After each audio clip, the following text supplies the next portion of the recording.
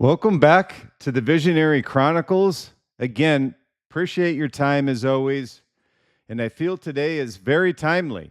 The subject we're talking about on visionary leadership, but also the application of AI for that leader. So, welcome back to the Visionary Chronicles. For those of you who don't know, I'm Bryan Smeltzer. I spent 30 years in executive leadership in brands like Oakley, adidas, TaylorMade, K-Swiss. Built and sold my own brand to a VC firm, and now I advise CMOs and brand leaders through LiquidMind on building brands that drive our future. And today we're going to talk about what everybody's talking about is AI. And I'd like to take a little bit different angle on today's episode. And what I'd like to talk about is the conversation about AI in, let's say specifically the C-suite, is really stuck in the wrong frame. But what I want you to understand is, although I say C-suite, this really applies to any executive leader that now is facing this AI revolution. And that's truly what it is this AI revolution. And so it can really get stuck in the wrong framing. So I'd like to talk about today is that, most executives are asking about, will AI replace me? And it's not just executives, it's everybody. So the visionary leader asks a really fundamentally different question. And this is what I want you kind of retrospectively to settle down and to really ask yourself, how do I lead better with more speed, more precision, and more impact than with AI than I ever could without it?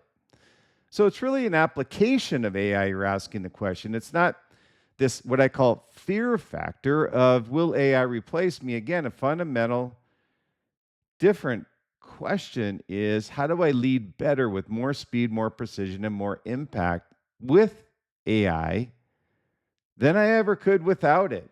So I want you to really kind of take a look at this as I talk about in the episode today. So today I'm going to show you the 5 ways. It's not all of them. I always like to keep these between 3 to 5. So I can keep your attention on these 5 ways the best visionary leaders are rewriting this executive, what I call playbook right now. Not theoretically, but operationally. And I'm going to give you some specific challenges at the end of each one so you can start applying this the moment this episode ends. And that's really what I try to do with the Visionary Chronicles is ask me questions, have me be able to answer those questions, and hopefully have you apply these immediately to your day-to-day. So here's the reality we're living in here today in 2026. AI ownership has moved out of the what we call IT department and into the C-suite. Research from KMPG, it's amazing, shows that CEO ownership of AI strategy has doubled in the past year alone. So that really is, again, this hands-on fear factor of not understanding what AI can necessarily do, not for the brand, company, personnel, or team. So they want a really hands-on approach, and this is what that proved. Nearly 3/4 of CEOs now identify their organization's primary AI decision maker, and half of them believe their role is on the line if AI fails to deliver meaningful ROI. So it's a very timely message today, not just for CEOs and C-suite, but really for all executive leadership and how you apply AI to make not only you, your team, your brand, your product, your service, whatever, more efficient and more effective. That pressure is real. But here is what most of the coverage in this topic gets wrong. It frames AI as a tool problem, as a technology implementation challenge, as something you delegate to your CTO and check on quarterly. The leaders who are winning, I can tell you from having worked with these leaders in what we call our AI whiteboarding now with LiquidMind, is we work with entrepreneurs, small, mid, and Fortune 500 companies. The leaders who are winning with AI, just to let you know from the outside looking in, right now are not treating it as a technology problem. They're treating it as a leadership problem. And they're solving it the same way every great visionary leader has always solved the defining challenge of their era, by really building a framework, applying it consistently, and moving faster than everyone who is still asking whether they should move at all. So let's talk a little bit about this framework and what it looks like. There's 5 concepts I'll go through today, and I'll have these in the show notes as well. So as we move through these, you can see how you can apply these concepts and the reality behind AI and how it makes you more efficient, more effective. These are more out of the box thinking of what executives need to look at today. It isn't prompts, it isn't which AI model to use, not about agentic AI. All of these are super important things to understand, but more importantly, how does it fit within your strategy? And how do you implement it with your team to have them understand it's just not the latest fad, but something that is mandatory? And it is mandatory, by the way, that you implement this AI strategy immediately across your brand, company, service, or product. So the first concept I'll talk about is what I call the strategic interrogator. So what I say is, ask better questions than your AI can answer. Now, it sounds counterintuitive. There really isn't anything, and I get what you're thinking, is that there isn't anything AI can't answer. But the first thing I want to address is the fear that AI will make executives obsolete. And hey, I understand where it comes from. When a system can process 10 years of market data in 30 seconds, write a board presentation in 4 minutes, if not now 2 minutes, and model 50 strategic scenarios before your first coffee, it is really natural to ask this question: what role does the human leader play? And here's the answer. The human leader plays the most important role in the entire system, because AI can process information at a scale no human can match. And that's where most people get stuck. How do I outwit AI? You're not going to. But AI cannot ask the right question.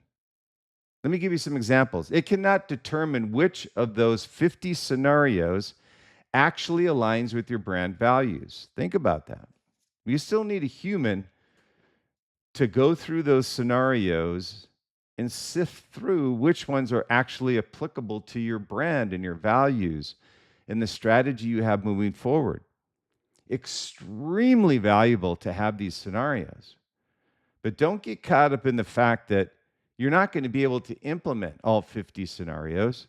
So you really need to prompt and drill down on prompting with Claude or whatever you're using to identify which scenario in particular aligns with your strategy and brand value. Now, that's only something a leader can do. Number 2 is it can't sense the political dynamics in your organization that will determine which strategy your team will actually execute versus the only one they'll quietly undermine. And it cannot make the judgment call that no data set can capture. So these are things you need to understand as a visionary leader, is that these things you need to understand in AI implementation is asking the right questions and interpreting what is given to you on the data as to how it applies not only operationally, but psychologically, and also from a principle of what your value is as a brand and a company. So here's your visionary leader principle. The visionary leader in the AI area is not the one who uses AI the most. It is the one who uses AI most precisely, by knowing exactly what question to ask, what output to trust, and where human judgment must override the machine. I call this strategic interrogation. And it is really rapidly becoming the most differentiated executive skill available. Just so you understand, technical fluency is democratized. Prompt engineering can be taught in an afternoon. But the ability to interrogate an AI system with a strategic precision that separates a useful output from a dangerous one, that comes from experience, judgment, and pattern recognition that no model has yet replicated. I'll give you a brand example. I love giving brand examples. It gives you an idea of the practical applications some brands have used with their executives. In this case, Microsoft. When Satya Nadella reoriented Microsoft around an AI-first strategy, the first thing he did was not deploy AI across every product. He asked a different question than his competitors. Not, what can AI do, but what does our customer need to do that AI makes possible for the first time?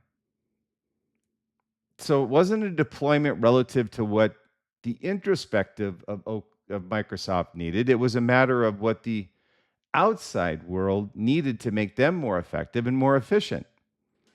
That interrogation produced Copilot. Now, I know you're going to say Copilot is behind in the AI game. I get it, but it's in the game. So it's not a feature, but a platform shift. That is strategic interrogation at the CEO level. Another brand example is what at Oakley. At Oakley, Jim Gennard had a version of this principle before AI existed. And every product decision started with one question with Jim. What does the athlete need that doesn't exist yet? Not what can we make? Not what is the competition doing? The question came first. The answer followed. The AI first CEO applies the same discipline, just with exponentially more powerful tools to find that answer. So here's a quick principle for you. The value of AI is proportional to the quality of the question you bring to it. Now, I know most people understand that, but great leaders are defined by the questions they ask, aren't they? This is a Socrates strategy. In Socrates, I profile in my book, The Visionary Leader, that I just released. And Socrates had this Socrative method that he would ask questions that would draw better answers. And it's the same thing with AI. I think Socrates would have loved AI and how to use it. He would have been a master at it. In the AI area, that principle has never been more operationally true. So here's a couple things I want you to take away from this concept is practical application. The first thing is this week. Take your most important strategic decision and write the 3 questions you need answered before you can make it well. Run those questions through your best AI tool and evaluate the output. Then ask, what's the one thing the AI answered that surprised me? And what's the one thing it got wrong that I knew from experience? The gap between AI output and correction is your strategic edge. Map it, protect it, build on it. Number 2 is what I call the speed architect. And what this is, you compress decision cycles without sacrificing judgment. And what I looked at was one of the most underappreciated competitive advantages AI delivers is not intelligence, it's speed. Not that intelligence isn't important, but that's a given. I think one thing that surprised most people when we talk to our executives from the brands that we work with is not just the intelligence itself, but how rapidly it provides answers. And not just answered, but structured in a format that can be immediately applied to your brand, product, service, whatever it may be. The ability to compress time between signal and decision, between market movement and strategic response, between a customer insight and a product adjustment has all been compressed because of AI. In the market that moves at the speed of light sometimes, and what we're operating in right now is where a competitor can launch a product, go viral, and dominate the category in 90 days, the leader who compresses decision cycles wins. No longer can you have focus groups. No longer are you allowed to take 60, 90-day windows to make a decision. Not occasionally, never. You need to be consistent now in a new framework, in a new era that we live in, that the ability for your competitors, if put in a decision tree through AI and decision modeling, can now bring a product to market at the speed of light. That should be frightening to every brand leader out there. So here's, in this concept, let me give you a principle as well. The speed architect does not use AI to make faster decisions. That's a trap. Faster bad decisions are still bad decisions. They just fail sooner. The speed architect uses AI to compress the preparation time for decisions. So the decision itself can be made with full information, clear judgment, genuine conviction, and significantly less time. And what I mean by this is that the framing of your prompts is super critical to you getting to a decision quicker. AI is only as good as your input. So if your input sucks, the output's going to suck. And or the output's too broad for you to practically apply anything. Think about the old model.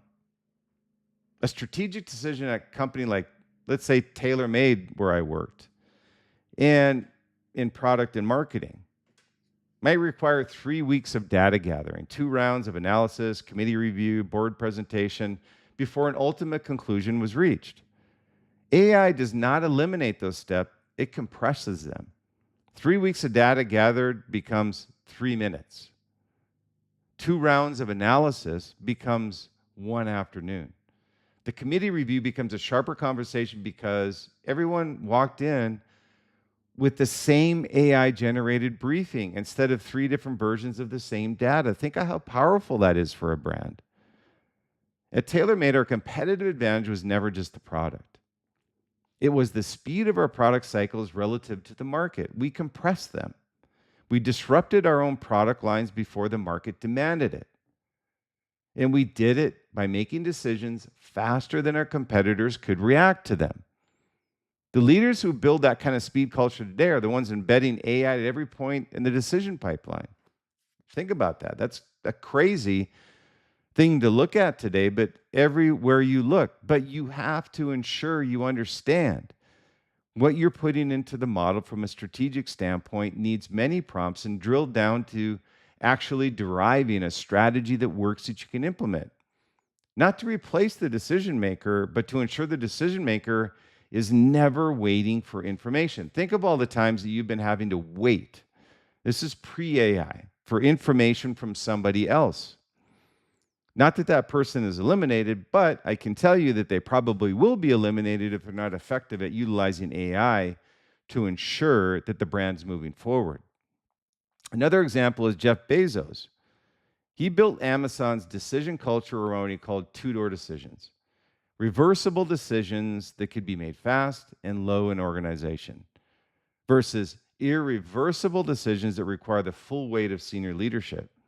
He gave and empowered his people to make decisions.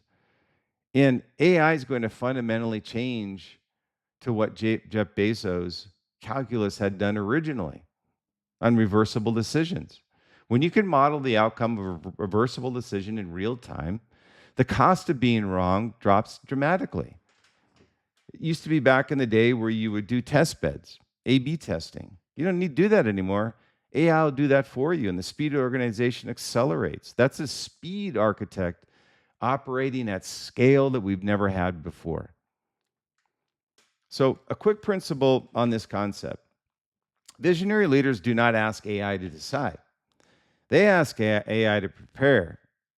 The decision is always yours. The time you spend getting it does not have to be. Getting to that ultimate decision doesn't have to be slow. So here's your practical application, a few questions that I would like you to take a look at over the next couple weeks on this concept. Identify your 3 most time-consuming recurring decisions that you have. Map where the time goes. And I'm saying pen it out. Data gathering, analysis, alignment, or approval, whatever it is. Build one AI workflow this quarter that compresses the preparation phase by 50%. Measure the time you saved and redeploy it into the judgment phase, the part only you can do. So these are all things on practical applications you need to understand what the benefit is, the cause and effect is, and what the ultimate result is. Concept 3 is what I call the culture guardian. Using AI to scale values, not erode them. And here's the leadership tension. It doesn't really get enough airtime in this AI conversation that we have. And the more AI scales your organization capabilities, the harder it becomes to maintain the cultural, what we would say, cohesion that made these capabilities valuable in the first place. So let me be real direct in what I mean by this is that when AI is generating your communications, drafting your strategies, and synthesizing your customer feedback, the risk is not that the output is wrong. The risk is that the output is right but empty. Technically accurate, but culturally hollow, we call it. On message, but off brand in ways your customers feel before they can articulate. So here's a principle we want to take away from this one is the cultural guardian understands that AI amplifies whatever you feed it. If you feed it your brand values, your leadership voice, your customer truth, positioning, it amplifies it. If you feed it generic inputs, it produces generic outputs. And generic is the death of a visionary brand. That's what you call a commodity company. I talk about that many times. Just because you call yourself a brand doesn't mean you're a brand. So this is truly generic outputs from generic inputs. The visionary leader's job in this AI area we live in is so important to be a cultural, I call this source code of the organization. To be so clear about what the brand stands for, how the organization communicates, and what the values actually mean in practice, that when AI is trained on that source code, it produces outputs that feel like you, not like every other AI generated company. And let me give you an example again of a brand on this concept, Patagonia. Patagonia's brand voice is one of the most distinctive I have ever seen in business. Direct, principled, occasionally combative in defense of its values. And it works for them. And obviously, they've been extremely successful. That voice, by the way, was built over decades through thousands of small human decisions. As Patagonia scales its content communications, the leaders there really face the same AI adoption challenge every company faces. But they have an asset most companies do not. A cultural source code so strong it can train and constrain AI outputs in ways that preserve what makes the brand irreplaceable. That is what I call this culture guardian at work. Another brand example is Apple under Steve Jobs, and to a significant degree under Tim Cook, not nearly as much as under Steve. They've maintained a product voice and visual language so consistent that customers can identify an Apple product before they see the logo. The consistency, by the way, is not accidental. It's a product of leadership that treated brand culture as a non-negotiable constraint on every decision they make, including today, every AI-assisted design and communication decision. The culture is the guardrail. The AI operates inside of those guardrails. Understand that. Have it understand who you are, what you do, and what you've built and you need to maintain.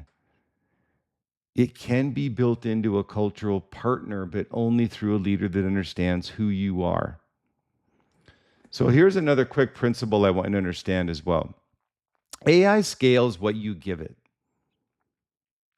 Give it your best, your clearest values, your strongest voice, your most precise purpose, and it will scale that. Give it shortcuts, and it will scale those instead. So, on concept 3, let me give you some practical applications for this next few weeks as well. Is write a one-page brand voice document that captures how your organization communicates. Not your mission statement, your actual voice. The words you use, the tone, the things you never say. Use this as a foundation for every AI prompt in your organization. Audit 3 pieces of AI-generated content from your organization this week. Ask honestly, does this sound like us or does it sound like everybody else? If the answer is everybody else, the problem is not the AI, it's the input. Start there with your team and your organization and your brand. Concept number 4 is the talent reimaginer. Building the organization that AI makes possible. One of the most important and least discussed dimensions of AI leadership is what it does to the structure of your organization, your team. Not layoffs, by the way, not a headcount reduction. I'm talking about the cost-cutting application of AI. That conversation is being had at every board level, and it's largely just a finance conversation, not a leadership one. I'm talking about something more fundamental. The roles that AI makes newly possible, ones that weren't there before, didn't exist 3 years ago, and that represent genuine competitive advantages for the organizations that build them first. So here's another principle for you to take away.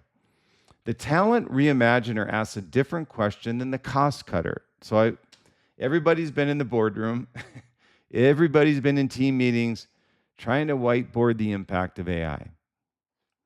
So the question is not, where can AI replace a human? I know that's counterintuitive, but rather, what new human role does AI make possible that creates value we could not create before? So let me give you a concrete example from the kind of work we do at Liquid Mind. Before AI, a brand strategy engagement had a research phase, an analysis phase, a synthesis phase, and a recommendation phase. Basically, a lot of phases. And all of us have been through that. Each phase was largely sequential and very labor intensive. With AI, the research and analysis phases compressed dramatically, and we've been utilizing those with Liquid Mind for the last year, and we've got it dialed in. What that creates is not a smaller team, it creates a team that can spend dramatically more of its time in the synthesis and recommendations phase, the human judgment phases, the creative phases, the phases that actually move clients. The output gets better. The value goes up. The team does more meaningful work. That is the talent reimaginer operating in an AI environment. And I'll give you another brand example on this concept, adidas. At adidas, the intersection of data, design, and athlete insight has always been where the best product decisions were made. The leaders building AI-augmented product teams at companies like Adidas today are not replacing designers or strategists. They're creating new roles. AI, human-centric, creative directors who can brief a generative AI system with the precision of a seasoned creative director and then edit, redirect, and elevate the output with human cultural judgment. I know that's a lot of words, but they're creating these new roles that were never available before. The role didn't exist 5 years ago. It's one of the most valuable roles in the organization today. So let me give you a quick principle on this concept. The visionary leaders are not asking which jobs AI will eliminate. They're asking which roles AI will make essential and building those roles before their competitors realize they exist, roles that never existed before. Compression of roles that are providing value beyond human judgment. So here's your practical application on concept 4 is look at your 3 highest leverage functions: strategy, product, and customer. For each one, identify the phase of work where human judgment is most irreplaceable. Then ask, what would it take to have every person in that function spending 80% of their time in that phase instead of 30? That is your AI talent strategy. Build the roles that get you there. Concept number 5, the last is the ethical architecture, leading with AI in a world that is watching. So I want to close with the concept that I think will define executive reputations over the next 10 years more than any other. And it's how leaders use AI ethically. It's a real challenge, and I think it's something we need to address now. Not the legal compliance version of ethical AI, though it really does matter in our world. The deeper version is what I'm talking about. The decisions leaders make about how AI is used when no regulator is watching and no policy requires a specific choice. In an era that we live in today of radical transparency, and we know quick decisions and people jumping to conclusions, your customers know more about how you operate than any customer base in history. It's your community. They engage with you. They buy your product, your service, your brand for a reason, because they trust you. That's part of that lifetime customer value I always talk about that builds brand equity. Your employees can share the internal memo before it reaches the board. Your AI outputs can be reverse engineered to reveal the values or lack of values baked into your system. In this environment, the question is not whether your AI use will be visible. The question is whether what becomes visible will build trust or destroy it. So here's the visionary leader principle. The ethical architect, I call it, treats AI rather as AI governance, not a compliance function, but as a brand building function. Every decision about how AI is used in an organization is a values statement. What data you train it on, what outputs you approve without human review, what decisions you allow to make autonomously versus which ones require a human in the loop, whether you disclose AI used to your customers and how. The leaders who build the most durable AI-first organizations will not be the ones who move the fastest. They will be the ones who move the fastest while building the most trust. Trust compounds on itself. It's the only asset that AI cannot generate on its own. So a quick principle here is AI amplifies everything, as we know, including ethical gaps. The visionary leader is truly one who builds the ethical architecture before the capability outpaces the culture. You cannot retrofit trust into a system that was built without it. So, in the final concept, here's some final practical applications I would like you to look at. I want you to write down the 3 AI use cases in your organization where a mistake would most damage customer trust. For each one, identify this. Is there a human in the loop before this output reaches your customer? If the answer is no, that is your governance priority for this quarter, if not sooner. Then ask if our customers could see exactly how we use AI. Would it make them more loyal or less? The answer to that question is your AI ethics strategy.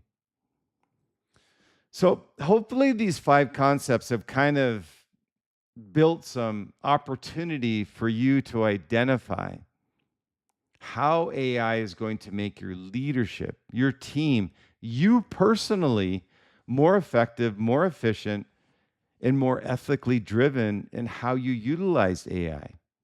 But also what you need to input into AI to get the output that you want. So, here are some final thoughts for today. Closing challenge I'm going to give to you. Here's what I want you to take away from today's episode. The AI first CEO is not a title, it's a posture. It is a decision to lead the organization relationship with AI with the same intention, conviction, and strategic clarity that every visionary leader has brought to the defining challenge of their era. Phil Knight did not wait for the athletic footwear market to tell him what Nike should be.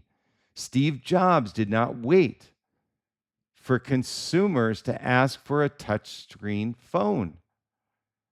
Elon Musk did not wait for the auto industry to decide that electric vehicles were viable. They led from the future, and you should too. Understand, it's not what you ask your customers they need. And I go back to the quote from Henry Ford that said, if I would have asked my customers what they need, they would have told me a faster horse. That's bullshit. That does not allow you to lead from the future. They built the reality they could see before anyone else could. That's exactly what the AI first CEO does. You do not wait for the industry to adopt AI. You do not wait for a competitor to force your hand. You do not wait for the regulation to tell you where the lines are. You build the framework, you apply it, you move. So here's your challenge for the week, and I want you to be specific, not general. Pick one of the 5 concepts from today, just one to start. Write down the one decision in your organization that this concept demands you make that you have been deferring. Then make it this week, not next quarter, not after the next board meeting, this week. This is how visionary leaders build the future, by the way. One decision at a time before the market makes it for them. So transform, reinvent, revolutionize. This is not a tagline. This is the mandate of every AI first CEO who is serious, or any executive leader, about what comes next. So if this episode resonated with you, again, I would encourage you to pick up a copy of The Visionary Leader. These profiles that I talk about, these leaders that I talk about, are all profiled in The Visionary Leader, the success principles of the world's greatest visionaries, a best-selling book on Amazon. And it's available now on Amazon wherever books are sold. This book draws directly from the frameworks we discuss in the Visionary Chronicles, and it's really built as your blueprint for building the kind of leadership that generates generational impact. And I put the link in the show notes as well.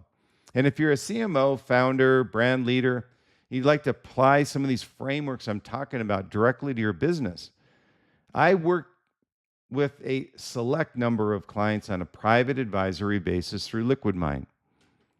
And if that's you, visit liquidmindadvisory.com and click the link or you can just click the link in the show notes. And another quick ask I have before I let you go is, if this episode gave you one idea you could use this week, would you mind taking 30 seconds to leave a review on Apple or any of the places where this is broadcast? It tells the algorithm that shows we're finding, it helps other leaders discover the content. Just search the Visionary Chronicles, scroll to ratings and reviews, and leave an honest review. I read every one of them, and I sincerely thank you for it. So, for weekly brand strategy and leadership insights I don't share anywhere else, subscribe to the Visionary Advisory newsletter at Bryan Smeltzer, Bryan, SMELTZER.com. Link is in the show notes as well. And again, thank you for your time. I know today's episode is a little longer than usual. Thank you for your time. Always appreciated. And the Visionary Chronicles, where the future is created by those, I say, the bold enough to shape it. So until next time, keep innovating, keep leading, and keep shaping the future. And stay true, stay authentic, be different, be great, enjoy the journey along the way. I'm Bryan Smeltzer. I will see you in the next Visionary Chronicles.